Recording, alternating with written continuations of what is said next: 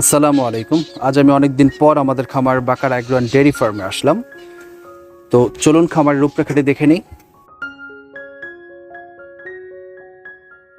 দেখতে দেখতেই চোখের সামনে পড়ে গেল একদল বাছুর, যা আল্লাহ তাআলা আমাদের খামারে দান করেছেন, আলহামদুলিল্লাহ। এরপর এটি হচ্ছে গাভীর ইউনিট, যেখান থেকে দুধ কালেক্ট করা হয়।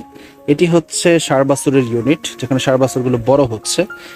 আলহামদুলিল্লাহ, ছোট ছোট হাঁসের বাচ্চা ফুটেছে এবং এখানে ডিম কালেক্ট করা হচ্ছে। চায়না হাঁস পরীক্ষামূলকভাবে এটা নিয়ে কাজ করা হচ্ছে।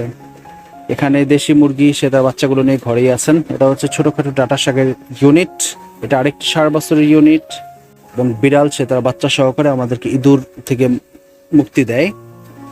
এবং এটা হচ্ছে হলো কি আমাদের ছাগলের ইউনিট, যেখানে আমরা অল্প কিছু ছাগল পালন করছি।